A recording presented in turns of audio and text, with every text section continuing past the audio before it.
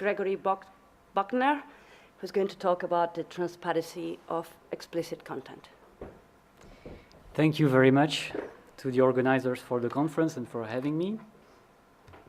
So I'm going to talk about the transparency of explicit content and generally the conflict between externalism and transparency. I'll be here concerned with singular reference, so I should say probably that it's the conflict between referentialism as applied to thought and transparency.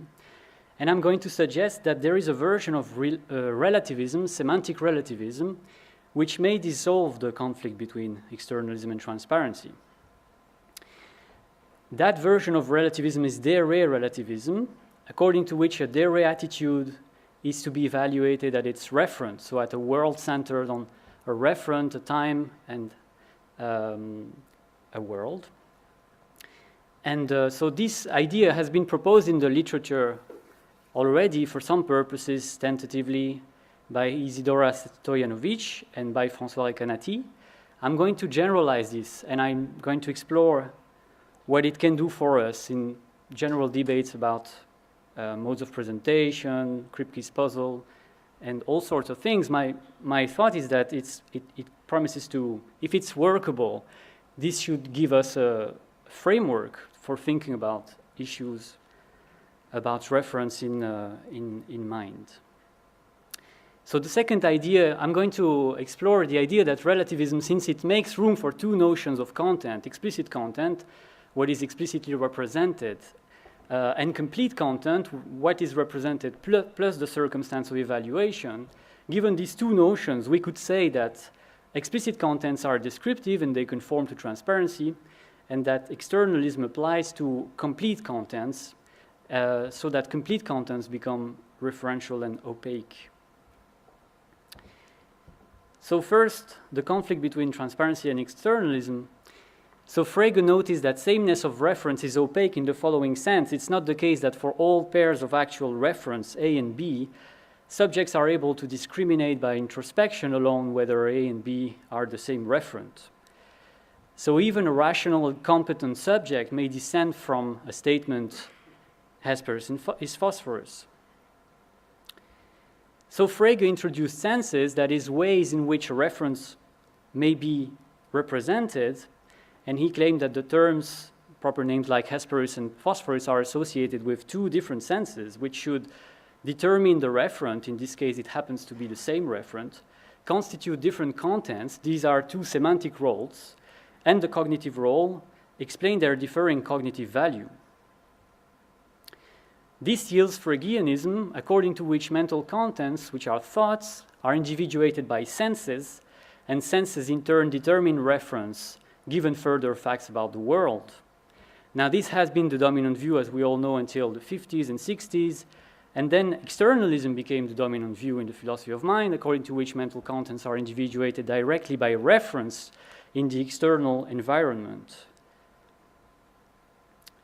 Now, Boghossian, in his paper, The Transparency of Mental Content, argued that externalism violates two transparency principles. Transparency of sameness, if two of her occurrent thoughts have the same content, the thinker is able to know this a priori. We have a violation of this transparency principle in Frege cases.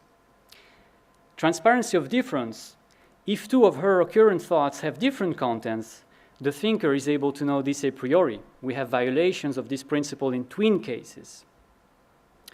Boghossian claims that in general, transparency is indispensable in ordinary psychological explanations and common sense assessments of rationality. So, according to him, the tension between externalism and transparency should count as a strong argument against externalism. Now, this could have been clear from the beginning, as he also noticed, since remember that Frege's arguments for senses were actually already employing a notion of transparency.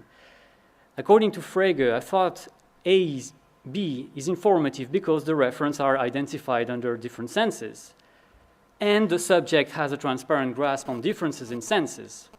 Otherwise, senses will not explain cognitive value. Okay? On the other hand, the thought A is trivial because the referents are identified under the same sense. and the subject has a transparent grasp on sameness of senses, okay? Otherwise, we will need to posit further senses, perhaps higher order senses, in order to explain the opacity of the first level of senses. So in fact, Frege was presupposing a notion of transparency of senses, according to which for all pairs of senses, S1 and S2, subjects are able to discriminate by mere introspection whether S1 and S2 are distinct senses and whether they are the same sense. So, as Recanati says in his book also, it seems that in contrast to reference, sense mode of presentation must be transparent. If modes of presentation themselves are not transparent, there is no reason to move from pure referential talk to mode of presentation talk in the explanation of behavior. The appeal to senses as opposed to sheer reference in psychological explanation presupposes the transparency of sense as opposed to the non-transparency of reference. Now, if, like Frege, we want to identify senses with descriptive conditions, the cognitive explanations will run as follow. Differences in descriptive conditions are going to explain differences in cognitive values, and sameness of descriptive conditions will explain sameness of cognitive value. So that the thesis that senses are transparent combined with the thesis that senses are descriptive contents yields the thesis that there is a notion of mental content which is transparent. For all pairs of mental content P and Q, which would be individuated by descriptive senses and not by their reference, thinkers are able to discriminate by introspection alone whether P and Q are distinct mental contents or whether they are the same. Okay. So now, violations of the transparency of difference. These violations occur in twin Earth scenarios. Bochner argued that through the violations of transparency, externalism blurs the distinction vital to delimit the concept of a rational agent between logical and empirical mistakes. That was his major claim. So for instance, Oscar, in a twin Earth scenario, who is intuitively rational, will be able to reason invalidly, even simplest inferences, while being unable to recover from this condition on a purely a priori basis. So let's consider a twin Earth scenario in which Oscar is in the morning on Earth and in the afternoon on twin Earth. Unbeknownst to him, he's been switched. Okay. In the morning on Earth, he's acquainted with Pavarotti, and he makes the demonstrative judgment, he is yawning this morning. Now he's switched to twin Earth. In the afternoon, he judges of the guy who is there, he is yawning this afternoon. He could formulate a reasoning in language now. He could say, he was reasoning this morning. That was from his memory.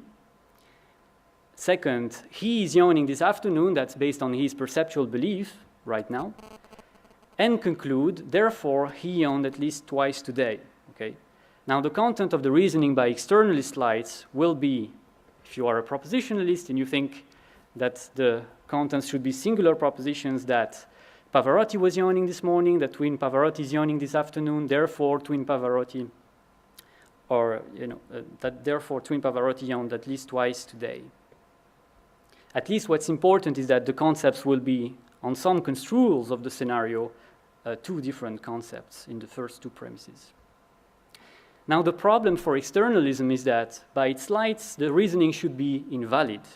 So Oscar should be guilty of a very simple logical mistake, and he should be unable to recover from it on a priori grounds. Someone who commits simple logical errors is not rational. That's part of our concept of rationality. Yet intuitively, Oscar is perfectly rational. He lacks only empirical information, not logical acumen. So in short, externalism predicts that Oscar lacks logical acumen and he is irrational. But our intuition is that Oscar lacks empirical information and he's being rational. So there are lots of proposals in the literature. My own proposal will be compatibilist. So externalism and transparency are compatible provided that they are distributed over two layers of the same content. Once we distinguish between explicit content and complete content, we can say that transparency applies to explicit contents, which are always descriptive, and that externalism applies to complete contents, which involve a circumstance of evaluation centered on a referent. Now, why should we go towards relativism at all? What's the intuition directly elicited by a twin Earth scenario? I'm going to say the direct intuition concerns extensions, nothing more. So consider the sentence 4, he's yawning. Suppose that on Earth, Pavarotti is indeed yawning. On twin Earth, twin Pavarotti is only exercising his jawbone, he's not yawning. Then an assertion of 4 on Earth is true, an assertion of 4 on twin Earth is false. Okay, so our intuition detects that. So our intuition detects that the assertions have different extensions, true values here, and this is because the tokens of he have different extensions.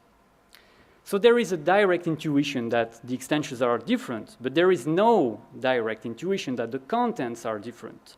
Rather, there is some intuition, quite robust, that the content is the same, given that from Oscar's perspective, what is represented is the same. The environment is the same, his thoughts are the same, and his behavior is going to be the same. Now, the semanticist, in any case, cannot conclude directly from a difference in extension to a difference in content. To infer that, we need more semantical principle connecting extensions to contents.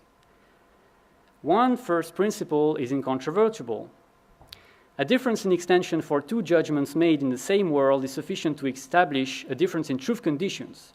So take 4, he's yawning. Suppose that Oscar asserts 4 on Earth at times T1 and T2 in the world W, in the same world. Now Pavarotti is yawning at T1 but not at T2. So the first assertion is true, the second is false, intuitively. So the 2 assertions have different extensions, and this reveals a difference in truth conditions, okay? One is true just in case Pavarotti is yawning at T1, the other is true just in case Pavarotti is yawning at T2, okay? But the second principle is controvertible. A difference in truth conditions for 2 judgments made in the same world is sufficient to establish a difference in content. So take again our 2 utterances. Here, he's yawning. They have different truth conditions, but arguably they have the same content. That content may be used to capture a common cognitive value, a common perspective on the world. So, for instance, if Oscar has lost track of time and confuses T1 and T2, it might be useful to say that the content is the same. This is a bar-wise argument, by the way. Now, this second principle, which is controversial, follows from propositionalism, which is the claim that contents are always classical propositions. The contents of attitudes are always classical propositions to be evaluated relative to entire states of the world. Granting propositionalism in all twin Earth scenarios which occur in the same world, just as Putnam originally devised the twin Earth experiment, a difference in extension relative to W will establish a difference in content. This is because the only sorts of unarticulated constituents that propositionalism recognizes are the possible worlds of evaluation. So when I assert something in the world, according to the propositionalist, I target the actual world. That's an unarticulated constituent. That's the only kind of unarticulated constituent that I can have. So all the other differences must be located in the content. So propositionalists will say that the content of the first assertion is the classical proposition that Pavarotti is yawning at T1. Only the world W is unarticulated in that content. But against propositionalism, maybe the content of the assertion is the temporal content that Pavarotti is yawning. Here, both the world and the time are unarticulated in the content. Nonetheless, they matter for truth. They are part of the circumstance of evaluation. So B is an instance of relativism, according to which the contents of some attitudes and utterances are not classical propositions, but relativized contents to be evaluated as centered worlds. And as Recanati made very clear and vivid, relativism affords 2 notions of content: explicit content, that which is evaluated, and complete content, that which is evaluated plus the relevant circumstance of evaluation. Now, relativism avails circumstances that might be centered on various things. Lewis says that for Desse attitudes, we should center the contents on subjects. So Lingens judges in W at T, I'm lost in the Sanford library. According to Lewis, the explicit content, what he represents, is not the singular proposition that Lingens is lost in the Stanford library, but only the property which Lingens self-ascribes of being lost in the Stanford library.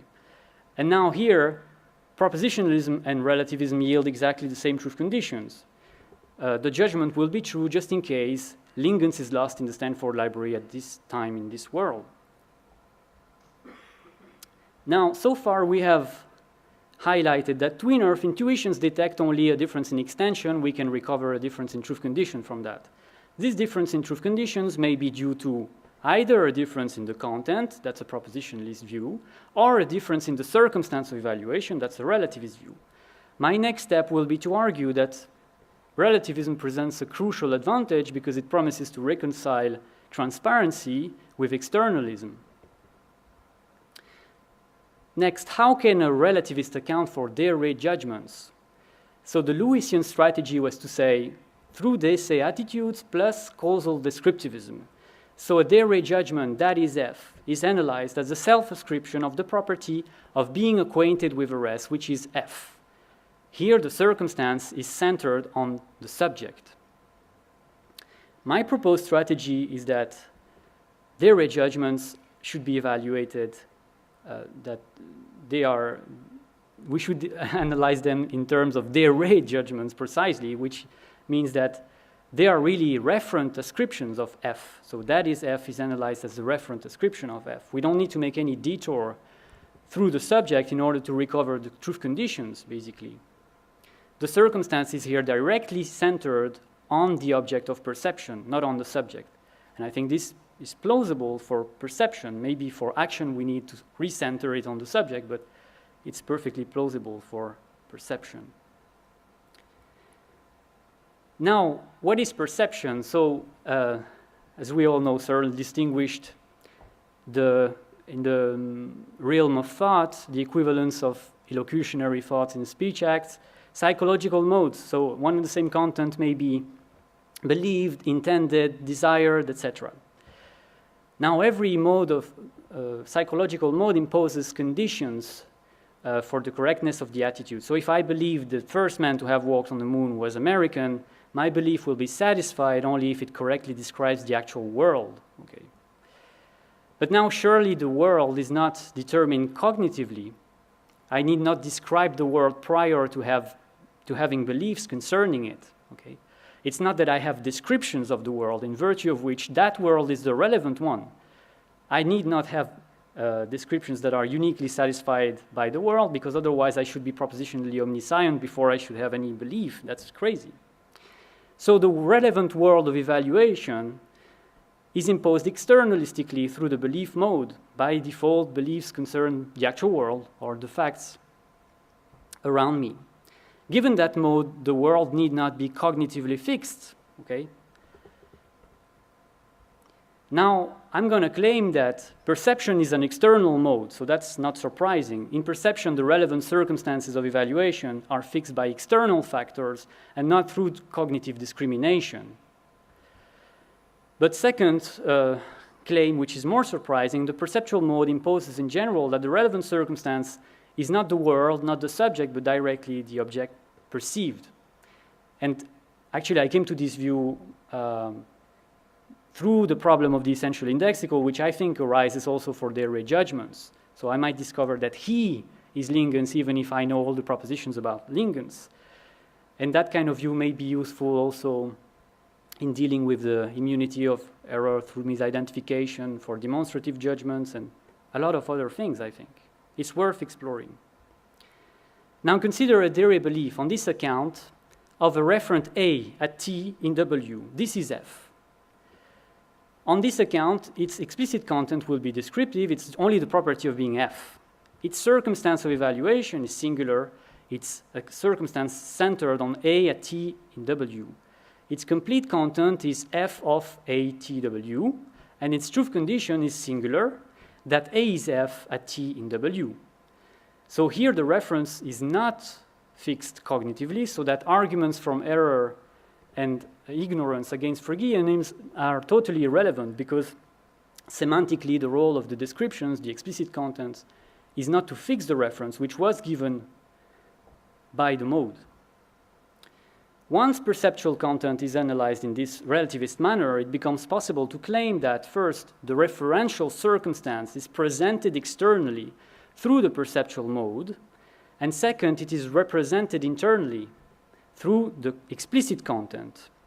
And in general, explicit contents represent the circumstance that is relevant. When you have an attitude, that's the role of the explicit content. It's to describe the relevant circumstance. Now, particular circumstances are going to be given through external modes, but this is a Fregean claim. They can never be represented or articulated singularly inside the explicit content. They can only be represented generally. So the only things that can enter explicit contents are descriptions. References are always on the side of the circumstance of evaluation. Then circumstances may be referential, and they are opaque. They provide a space of external presentation. The world is presented to us through acquaintance. Explicit contents become descriptive and transparent. They provide a space of internal representation of what was externally presented. And complete contents are referential and opaque. They basically are constituted by what is represented plus what is presented, and the two things together, content plus circumstance, determines the true value for the attitude. So de-Rey relativism affords a new version of compatibilism, or a new way, basically, of drawing all distinctions. Externalism is true of complete contents. Transparency applies to, externalism is true of complete contents, and transparency applies to explicit contents. However, there is the old problem. This is still not enough to solve our initial problem. Our initial problem was, so the content that we get on this view, on this de-Rey relativist view, the complete contents are these. That Pavarotti is the circumstance of evaluation here, is yawning this morning. That twin Pavarotti is the relevant circumstance for the second judgment, is yawning this afternoon. So externalism here is satisfied because the complete objective reasoning is invalid. Okay, so given externalism, the reasoning becomes invalid because externalism puts the referent inside the complete content.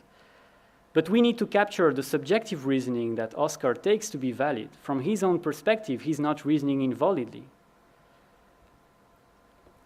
However, the explicit contents of his judgments here are only the properties yawning this morning, yawning this afternoon, having yawned at least twice today, and people will complain that to entertain these properties, even in that order, is not to deploy any objective reasoning, something capable of being valid or invalid. More problematic, I think, is the observation that even from an internal point of view, these properties do not suffice to capture the subjective reasoning, the apparently valid reasoning that Oscar, who is rational, internally takes himself to be deploying. From his own perspective, there is a reasoning here, it seems, and the reasoning should have something like a subject-predicate structure. So in order to retrieve the subjective reasoning, it seems that after all, we will need to re-ascribe to Oscar some explicit representation of the relevant circumstance of evaluation. This is a version of the explicitness problem. For property accounts, this is the problem that it often seems, even from inside, that more than a property is being represented in the content of a d'essai or de-Rey judgment. That problem is more vivid when the distinctive cognitive value cannot be captured without adding more to what is explicitly represented. Is that problem sufficient to discredit de-Rey relativism? I'm going to try to solve that problem by introducing a distinction between what I will call objective contents and subjective contents. This will take advantage of two cognitive mechanisms highlighted by François: reflection and projection. So in reflection, take two thoughts, T1 and T2. It's raining. Now suppose that I say this in Paris, so my utterance now concerns Paris, as John Perry would say. Paris is not articulated, but nonetheless, it matters for the true value of the judgment. So it's part of the truth conditions. Now T2, it's raining here. I come to articulate an ingredient of the circumstance of evaluation inside the content. Okay, that's what reflection is. Reflection gives us, it takes a circumstance of T1 and it reflects it in the content of T2.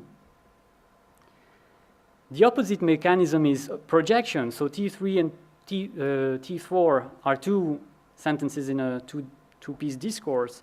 Berkeley is a nice place, okay? So this is about Berkeley. Berkeley is articulated in the content. There are bookstores at every corner. Now that second sentence concerns Berkeley. Once Berkeley has been introduced, it can play the role of a circumstance of evaluation. So here part of the content of T3 is projected in the circumstance of T4. So this was part of a response by Recanati to Perry that an ingredient of thought may both feature in the situation of evaluation and be cognitively discriminated by the subject. So not whatever falls on the situational side is unrepresented or need be unrepresented. Some things can be both part of the circumstance of evaluation and be discriminated by the subject, but we do not need to focus on individual thoughts. We should rather focus on trains of thought and maybe even backgrounds. Now, given these two mechanisms, I think a new solution to the problem of explicitness suggests itself, invoking descriptive reflections of past circumstances. So here the reflection will not yield singular contents. François was taking for granted, I think, that reflection should yield singular contents. When I think about Berkeley, when I think something concerning Berkeley and I articulate then a conception of Berkeley, that conception needs to be singular. I'm denying this. I think that in general, it's useful to have descriptive reflections, and basically that all explicit contents are descriptive reflections of a circumstance, at least in external modes.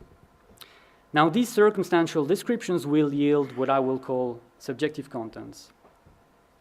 So here what I call objective contents are actually complete contents. So in our twin-earth scenario, these objective contents are referential, okay? That Pavarotti, this circumstance of evaluation, so of Pavarotti, is yawning this morning. That twin Pavarotti is yawning this afternoon, etc.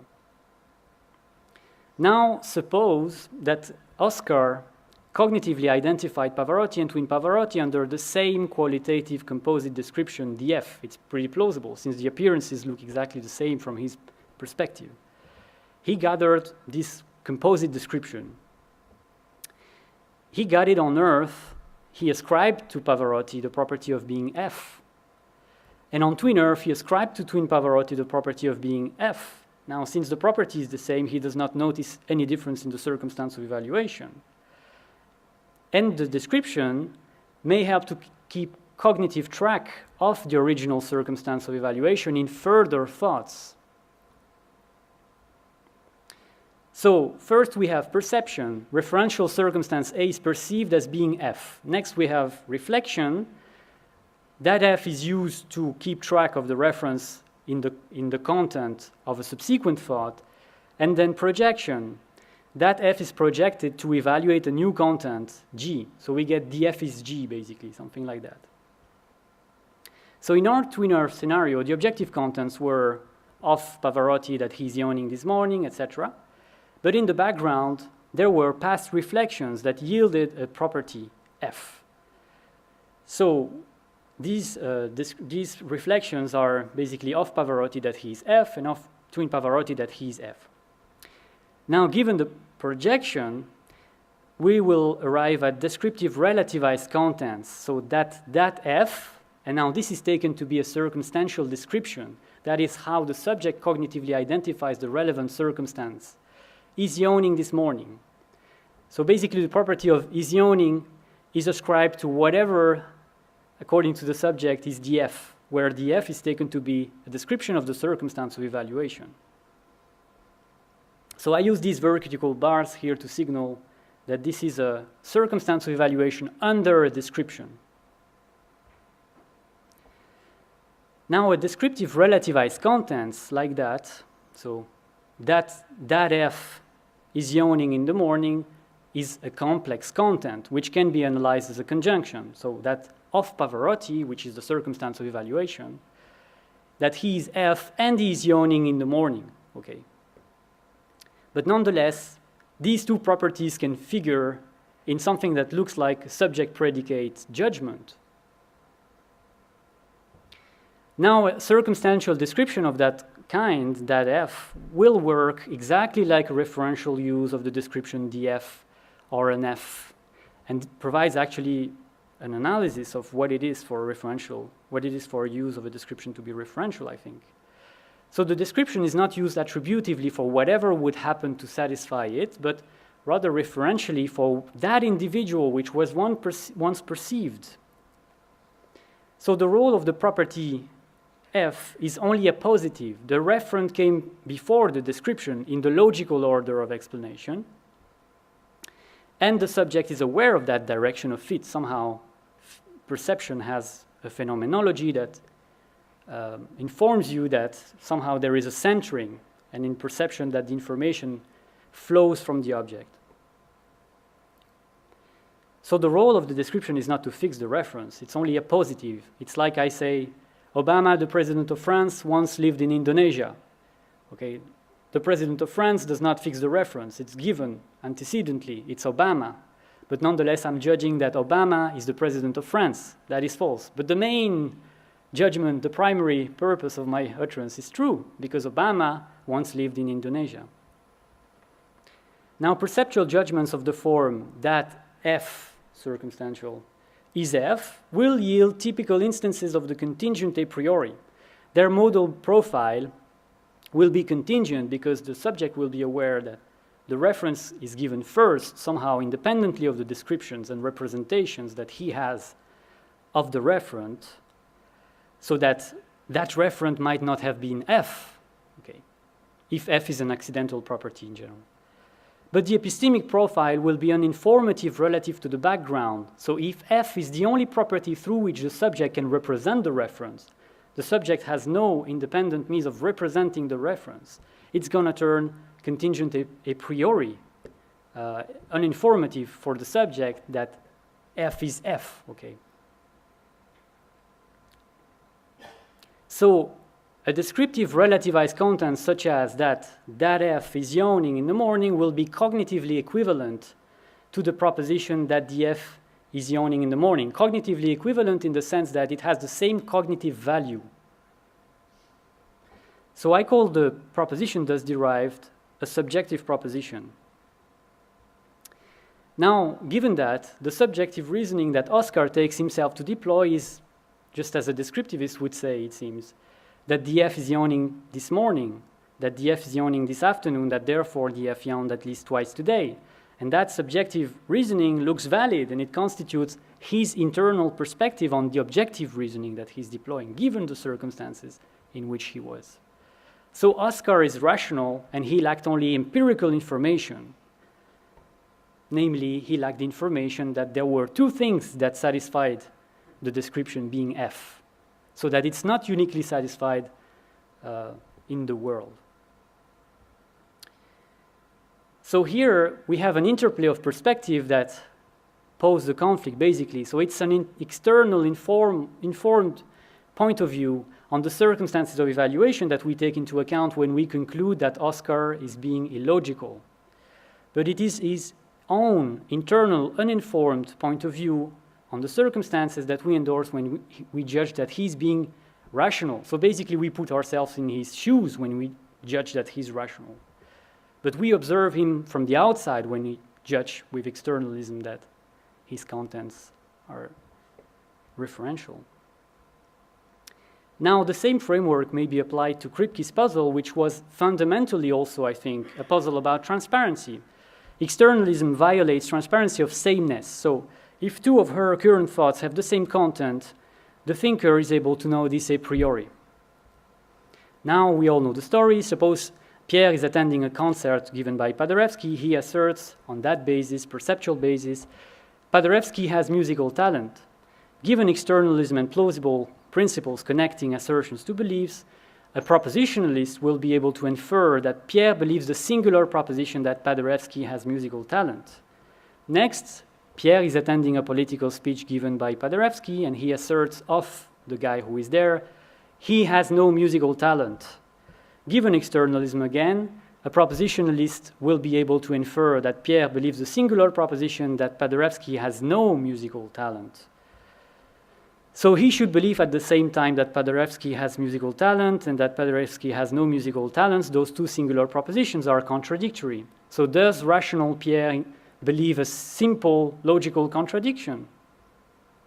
Here too the problem is to reconcile an externalist account of belief contents with a principle of transparency. Externalism predicts that Pierre is guilty of a logical mistake, yet intuitively he is rational and lacks only empirical information. As far as he could tell on the basis of introspection alone, there is no contradiction in the belief that he would express by those two sentences. Kripke tells us, surely anyone, logician or not, is in principle in a position to notice and correct contradictory beliefs if he has them.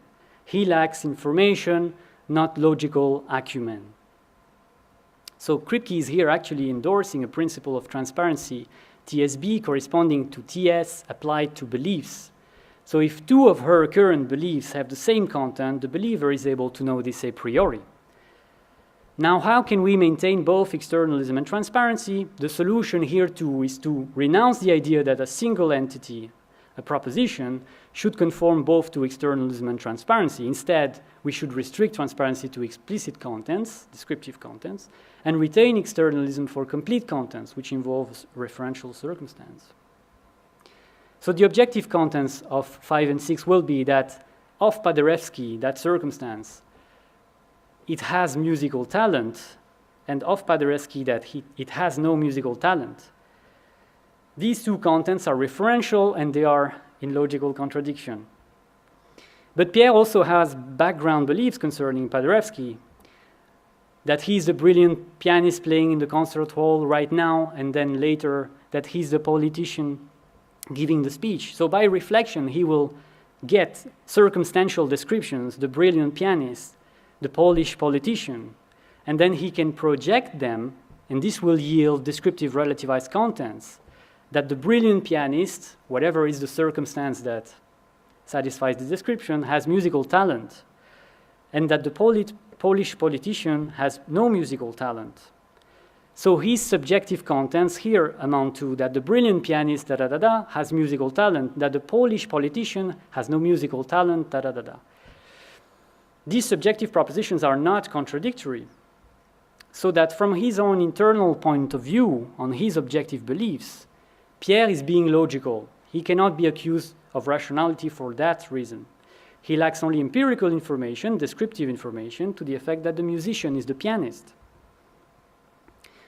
So the picture enables us to dissolve the conflict between our theoretical conclusions that Oscar and Pierre are being illogical and our pre-theoretical intuitions that they are rational. Oscar is in effect being illogical because his objective reasoning is invalid, given the different circumstances of evaluation that were imposed by the perceptual mode. Yet Oscar is being perfectly rational because his subjective reasoning looks valid, given his qualitative descriptions of those circumstances of evaluation. So in conformity with the transparency of sameness, Oscar is able to tell on a priori grounds that two of his thoughts have one and the same subjective content. Pierre is also being illogical because his objective beliefs are contradictory given the circumstances of evaluation imposed by the perceptual mode. Yet he is being perfectly rational because his subjective beliefs are non-contradictory given his qualitative descriptions of those circumstances of evaluation. So in conformity with the transparency of difference, Pierre is able to know on purely a priori grounds that his two thoughts have two different subjective contents. So the Fregean spirit of the account is that the real lesson of the opacity of reference, which was highlighted by Frege, was that reference is never represented singularly. Okay. It is descriptive senses, here explicit contents in general, also for propositional attitudes. Propositions are just modes of presentation of the actual world, at least when the mode is external and targets the actual world. Descriptive senses play the cognitive roles. Then descriptive senses are always shareable in principle on this account because they correspond to abstract properties. But in order to grasp them, sometimes you need to occupy the relevant perspective in the world. And there may be thoughts that only I can acquire in some ways based on the internal modes, through which information can flow. So maybe what is distinctive about the dese is just that I can acquire information about myself through introspection or proprioception, which are internal modes, and nobody else can do that. It's a contingent fact, but it's nonetheless a fact. So the limited accessibility that we get is just a practical limited accessibility. In principle, descriptive senses are shareable. The Russellian spirit of the account is that it gives a predominant role to acquaintance. So senses are dere, not in the sense that they are individuated by a res, but that when they are deployed in a given attitude, they are deployed off a referent, which is offered by acquaintance. So senses are abstract, they are not individuated by res, but once you have a dere belief, the sense is off the reference. So the attitude, the mode, basically glues together the content, the sense, and the circumstance of evaluation, the referent. So that knowledge by acquaintance is actually knowledge of objects, so as Russell would say, not knowledge of truth. And that I think that we can, given this account, we can say that knowledge by acquaintance and knowledge by descriptions were really knowledge, they were two sides of the same content somehow, because acquaintance gives us the circumstances of evaluation. Acquaintance broadens the horizons of thought in the sense of offering more circumstances that we are able to consider. But descriptions describe those circumstances in general, and so we come to know truth of those circumstances. Thank you.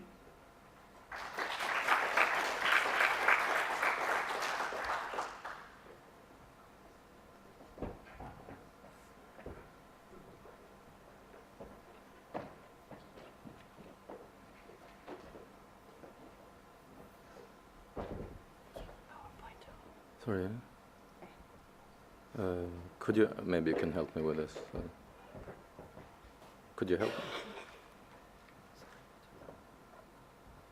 me? Does someone who knows Windows is able to help me with this? So what do you need to... There is a file, a PDF file with Okay. comments on Bochner. Comments on Bochner. Yeah. There it is. I don't... So is it here? I don't know.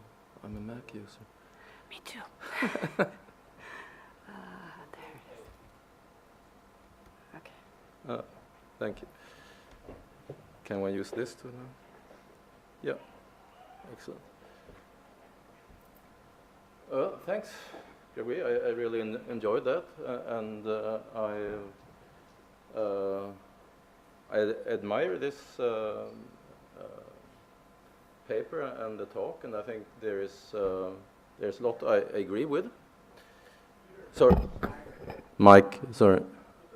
Yeah.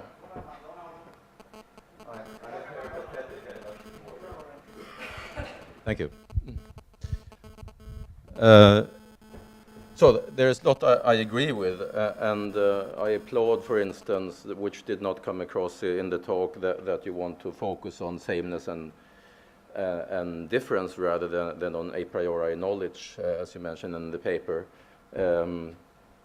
and your focus on reasoning as a central role for belief, that I think is just right. And you have an interesting generalization of the application of relativism to handle these cases.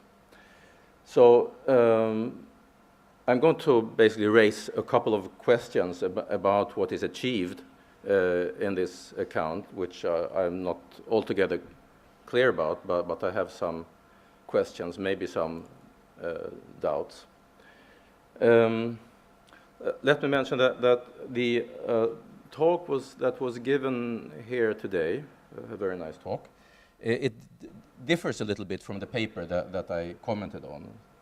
So, for instance, in the paper you confront externalism and internalism. Here you have confronted externalism and transparency, which is not exactly the same thing, although closely related.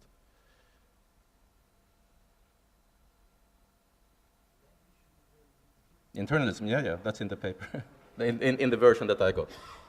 Also, in the talk now, you drop the talk of qualitative properties and switch to descriptive properties, which is something I also mention, the qualitative part in these comments.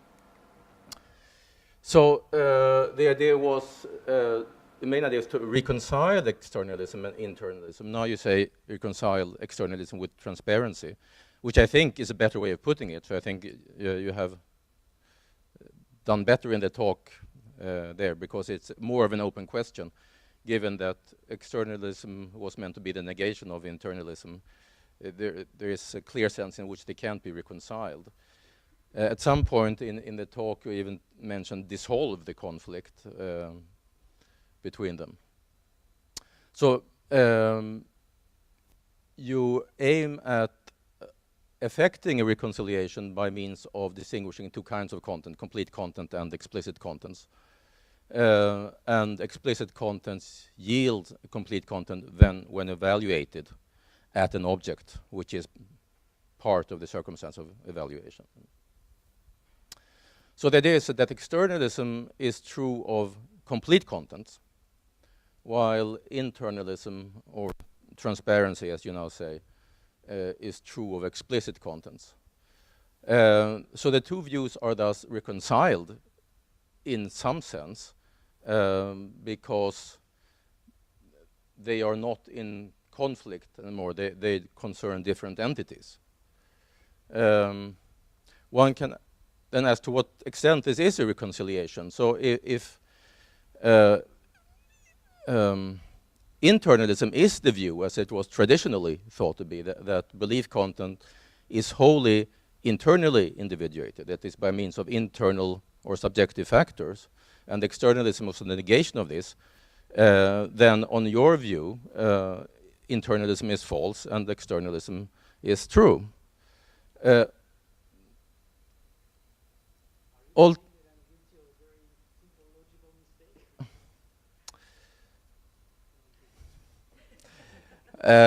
No, empirical mistake.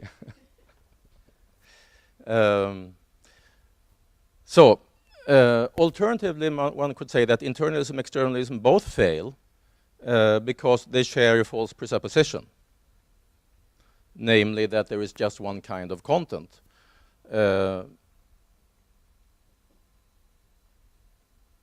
Sorry. There's a typo. It should be four, F-O-U-R. There are four other theories that take their place, and these are pairwise in conflicts. So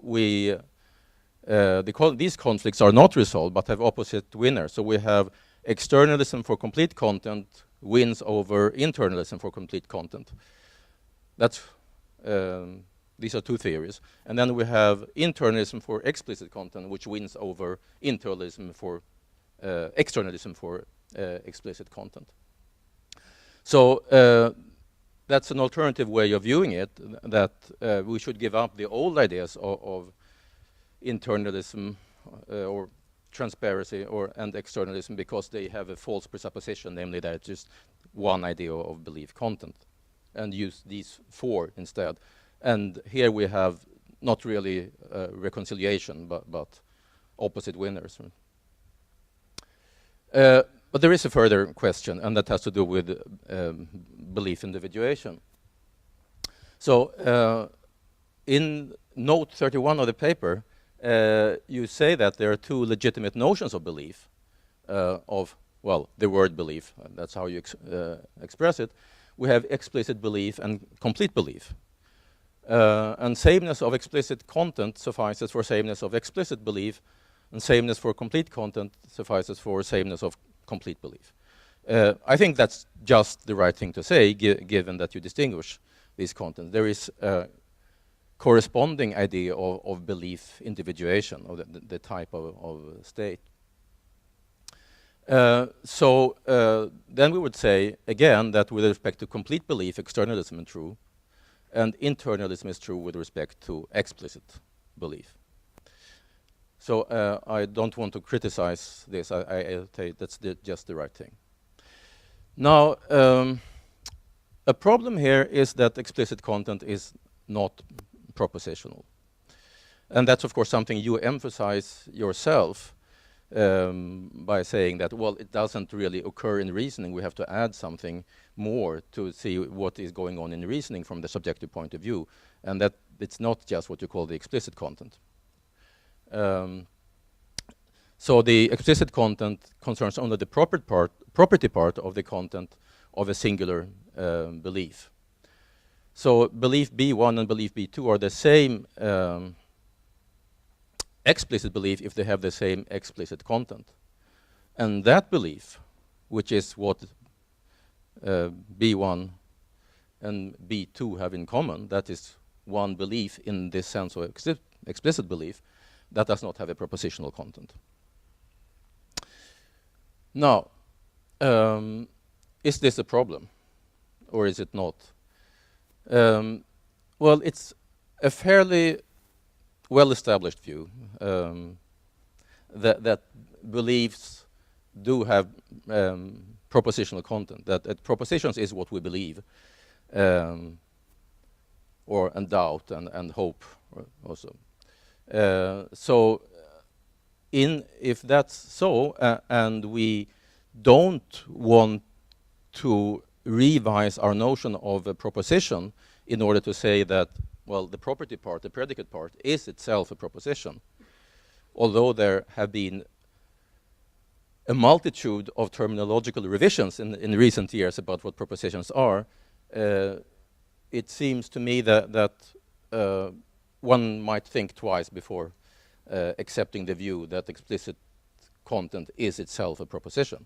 And I think that you don't say that, really. So in that case, what remains in terms of beliefs that do have propositional contents are just complete beliefs. Explicit beliefs aren't beliefs in the traditional sense. And since externalism is true of complete beliefs, the result seems to be then that externalism is true, simpliciter, while internalism or transparency is false when it comes to beliefs, because explicit beliefs just aren't beliefs in the traditional sense. So this is a question to you. You can comment on that later. So at this point, there seems to be a choice: give up the idea that all beliefs have propositional content, or reject internalism. It seems to me, my impression of what you're doing is really rejecting internalism, all that you're covering up to some extent. You could comment on that too. However, there is this further feature of your account, appealing to the idea that subjects use, well, here you say qualitative, well, in the paper you say qualitative, you have switched over to descriptive in the talk. So they say use descriptive properties to represent objects, which is no doubt true. So the subject Oscar may use the property the F to represent Pavarotti. And this property, I guess you think of it as having some implicit contextual parameter. Otherwise, it would simply pick out one of them, since they're in the same world. It does not distinguish between Pavarotti and twin Pavarotti. It applies to both of them, given different contextual values.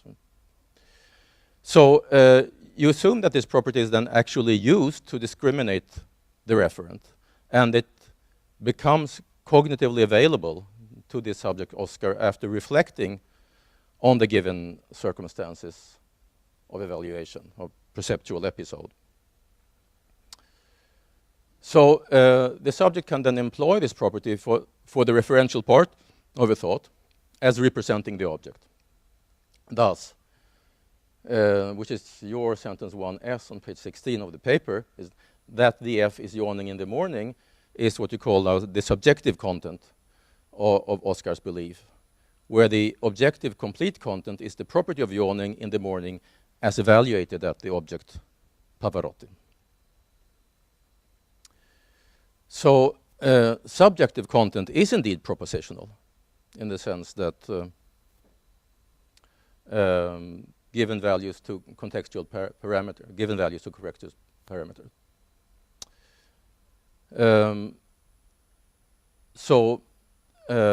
It would then seem that internalism or transparency is true for subjective content.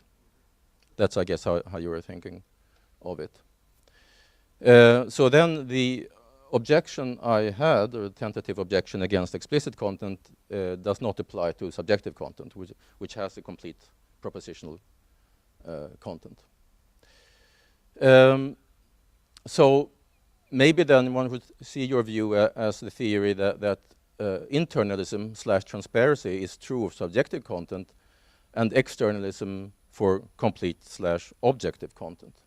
These are the true ones. And then the remaining question is a simple one, that when we have applied this distinction as you employ it, whether this leads to a distinction different in some sense, or to some extent, from the more traditional distinction between belief de dictu and belief de re. Similarly, one would wonder how it relates to earlier distinction or distinctions between narrow content and wide content, which was quite fashionable for a while in analytic philosophy. Here's the thing that I guess is now irrelevant. It says that your view of subjective content focuses on qualitative properties, which you now dropped in the talk, which something that I remark here just fit perception, but seems problematic as a general restriction. And now you seem to have dropped that restriction when you speak more generally of descriptive content. So I can add something else instead that I didn't take up here, namely your appeal to the process of generation by reflection. So I don't know whether you would perhaps want to say that a crucial difference between your view and more traditional views of the distinction between the re dictu belief and wide and narrow content has to do with this cognitive process of generation by means of reflection. That I have no knockdown argument against that, except that I think it looks a bit like speculation about real cognitive processes. So it may simply be empirically false that this is what's normally taking place. And I guess it would be an empirical claim. It strikes me somewhat speculative. So that's another question to you to comment on. So thank you.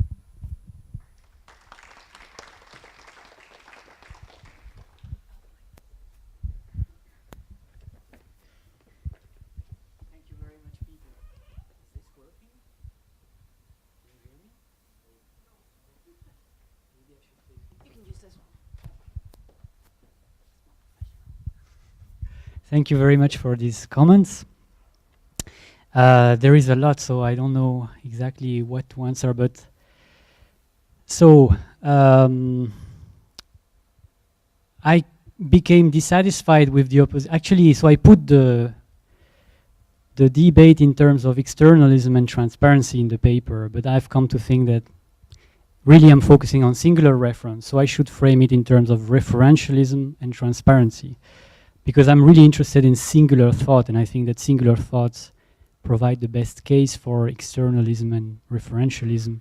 I'm not sure what to say about properties that would be individuated by reference, or being a sofa, is it a twin-earthable property? So that's why I dropped the claim that we need to focus on qualitative properties. The qualitative properties, I meant just properties that are not individuated quantitatively by the numerical identity of reference.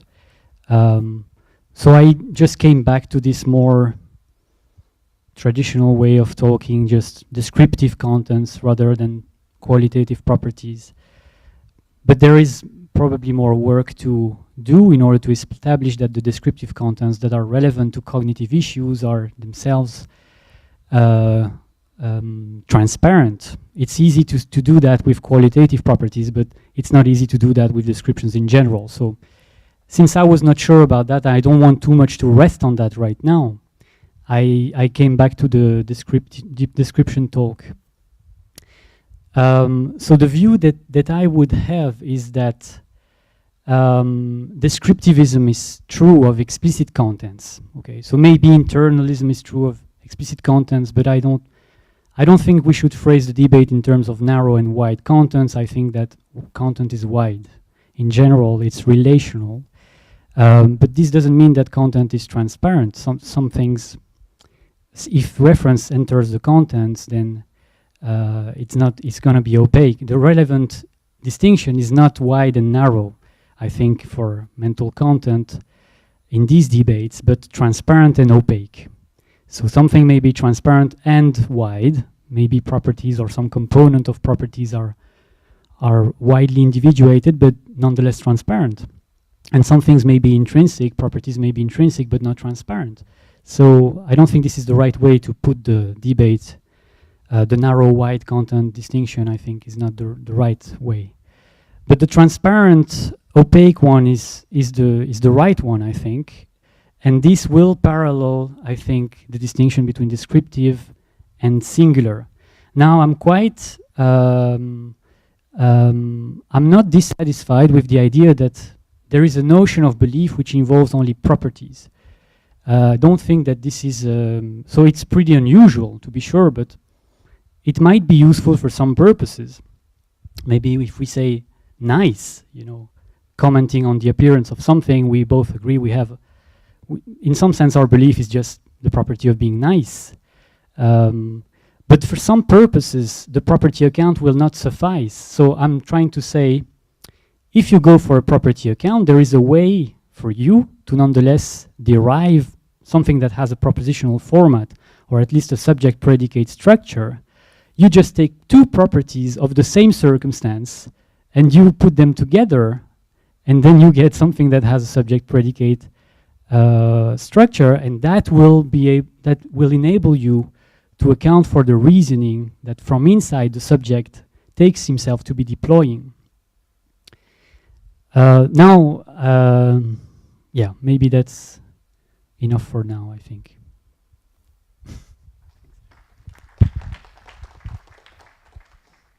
So, questions?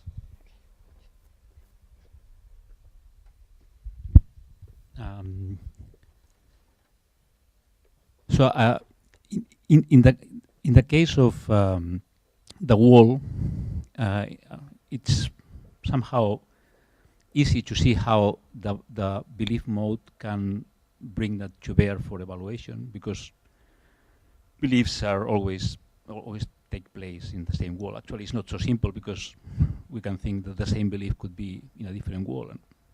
But anyway, in the case of the subject, something similar, because the beliefs are always the beliefs of a particular subject. Actually, this is not the case also, because you could have splitting of brains and these things. Anyway. But I'd like to hear how you think that the perceptual mode brings to bear specific objects to the evaluation. I don't have any idea of how that may come about, because prima facie there are many different, indefinitely many objects that are related to the, so I cannot really see how the perceptual mode can specify the ones that are relevant. And relatedly, inference is involved always, as far as I can understand. To any, given any state with content, there is some inference in which that state will take place. So if I perceive that ball is is 10 feet from here and coming rapidly, I guess that you put the ball outside in the circumstances, but then I will infer if that ball is 10 feet from here and coming rapidly, then it will be here in 1 second, so I have to duck. And in the second premise, the ball is in the antecedent of a conditional. So in this case, it's even less clear to me how the ball is bring to bear to the evaluation from the mode of the, anyway, so you see, yeah. So in the second premise of the reasoning, the ball figures in the antecedent of a conditional. So in this, then it's even less clear to me how the attitude in which we have to the second premise could identify the ball for purposes of evaluation.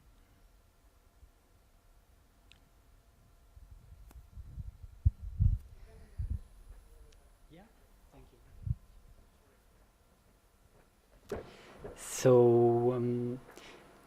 So about the first question, that's the okay. So that's the kind of argument from invariance that. So in Perry's article, Thought Without Representation, the things that need not be represented and can fall on the situational side are always things that we do not need to represent because they are invariant given the circumstances in which we live or something like that. So here it's clear that in demonstrative judgments there are lots of candidates, but so I would say that we are Zealanders with respect to that particular judgment that we are making when it is singular. So Zealanders don't leave their country, they just think about local weather. So they don't need to represent the place. The place is given in the circumstance of evaluation. I cannot apply exactly the same idea to demonstrative judgments, given that I may perceive different things at different times and perhaps also different things at the same time. So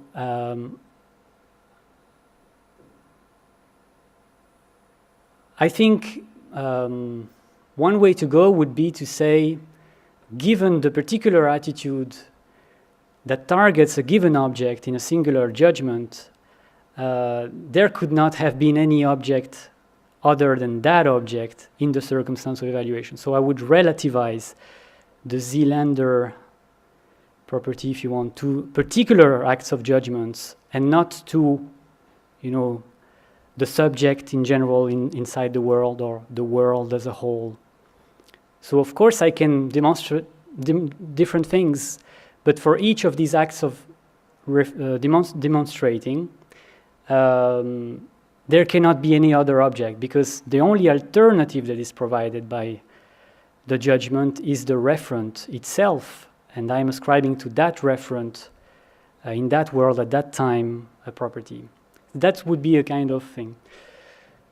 The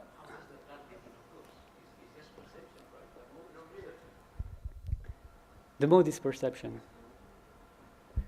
Yes, so that's the next question. The mode is perception. It's not perception of the ball. It's perception, or is there such a thing as a perception, a mode of a specific mode for perceiving this ball, a different mode for perceiving that other ball?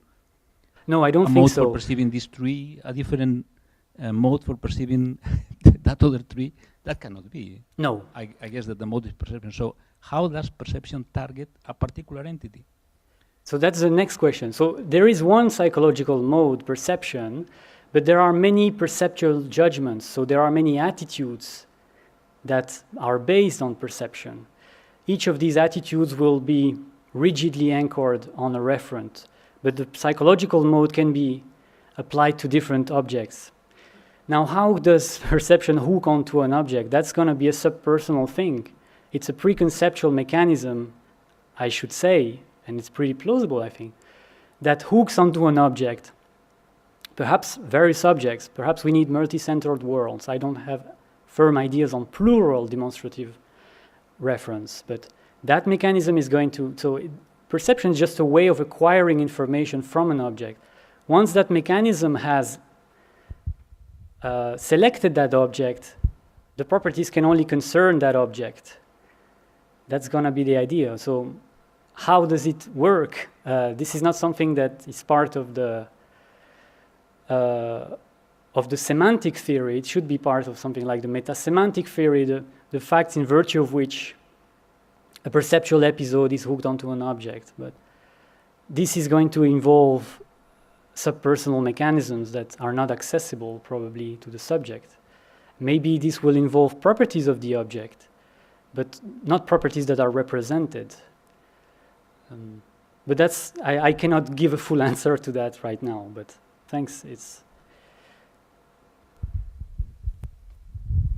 Thank you. That was really very, very enjoyable and stimulating. But so I just wanted to register a sort of perplexity concerning the well, it seems that one consequence of your view is that perceptual judgments are not really about singular objects, and so it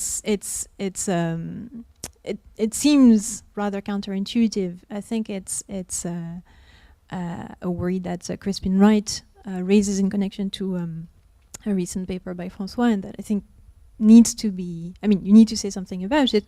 And I wanted in particular to raise cases where it seems particularly counterintuitive, because it seems we're thinking, we're perceptually judging about an object, something that itself as a property is determined in terms of reference to further particulars. So for example, if I perceive that you're talking to Peter, or that you're wearing, I don't know, Dan's jumper, it seems that to analyze my perceptual judgment, if I do it in the sort of classical propositional way, several particulars will show up in the fully analyzed content.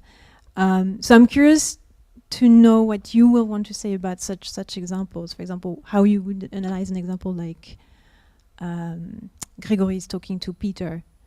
Would you want to say that there are in fact two objects that are on the side of the circumstance, and that the explicit content is just talking to? That would seem quite abstract and quite thin as a perceptual content. Or will you want to say that really only Gregory is on the side of the circumstance, and that I'm de re ascribing the property talking to Peter to Gregory, but then it would seem there would be an issue as to what would be the principled reason to put Gregory and not Peter in a circumstance. So yeah, I mean, so it's really more a question about how you would extend the account to such cases. So I'm not sure how to extend it. So you give two options. So I have nothing against the view that there should be multi-centered world, and that circumstances can be centered on different objects at the same time. If that's the case, then yeah, the explicit content is just going to be the relation talking with. But the subjective content will involve some conception of Gregory and Peter, and so it's going to be something like propositional. So from the point of view of the subject, the judgment is going to be a general judgment with general truth conditions. DF is talking to the G, and the objective content would be true if that relation, applied to these two individuals in the circumstance. I don't see that I should go for the other view, according to which only one of them would enter the circumstance or something like that. But I haven't thought hard about that, so it's a great thing to think about, I think. In general, for centered worlds account, it's the next step. I think it's the next step, because our best arguments for externalism and referentialism come from singular judgments. I'm convinced of that. So the next step is going to be what is going on in plural reference. Do we need multi-centered worlds? Is it going to work in the same way for those more complex judgments? But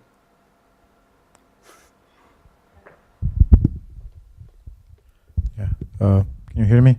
So this is a point that addresses the more general framework you're working in. So this relativism that you want to generalize, applying it to proper names, demonstratives, pronouns, and so on and so forth. So I was wondering, what do you have some thoughts about how this works in, let's call them, weird contexts? So one example would be the case that has been mentioned before. The mother, so the kid is looking through the window, but the mother doesn't see what the kid is looking at. He says, "Stop looking at that. Go back to your homework." I mean, there's no way for the mother to. I mean, there's no circumstance, but there's no particular object given by the circumstance. So, well, I don't know who gave the example before, but it's something like the kid. No. The kid is looking through the window, and he looks at something, and the mother says, "Stop looking at that. Go back to your homework."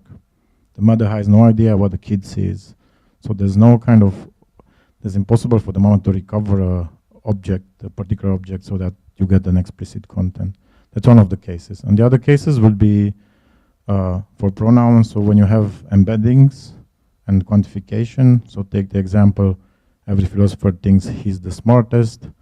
So I suppose Marcus will talk about this tomorrow, but you will need to give an account of how every kind of manipulates the circumstances of evaluation, so that it gives you objects so it gives you a specific content for he. And I was wondering whether you have any thoughts about this, how it's to be done. So, thanks. About the second, I don't have much right now, but in general, so take the example with the mother. This account has a huge advantage. It's very flexible about the kinds of descriptions that you can invoke in particular cases. Since the descriptions don't need to play any semantic role, they don't fix the reference, they do not enter in the content, they're just cognitive values, basically. So in some cases, the cognitive value of the judgment will involve internalizing relations of acquaintance, in other cases, internalizing tokens, utterances, and things like that. In this particular case, it's plausible to say that even though she doesn't know what he's looking at this time, she can nonetheless describe so the thing that you are looking at, or something like that, whatever it is. And the nice thing here is that we don't need to internalize for all judgments and explicit contents the same kind of description, token reflexive or causal descriptivism. You can invoke them in some context. The cognitive value will depend in some context on particularly that kind of description, but you don't need to apply it all across the board. So here I would say that the mother is able to describe whatever it is that this person is looking at. That's going to involve some meta-representation and things. It's not easy, but basically the descriptive strategy will apply here just as in any other descriptivist account, I think. So, thank you. Thank you. So we're going to. Oh, there's another question. Oh, sorry. Yeah, we have time.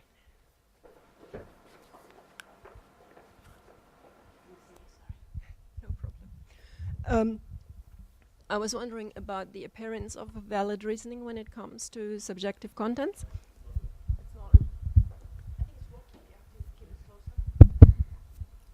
No? Okay. I was wondering about the appearance of rationality or valid reasoning when it comes to subjective contents. It seemed to me that you wanted to say that the reasoning only appears to be valid, but it isn't really. So one immediate question, of course, is that why would that make the subject rational in any way? I mean, even if we think of internal rationality or rationality from the subject's point of view, we would like something like a valid inference, even though maybe from the outside there might be something else.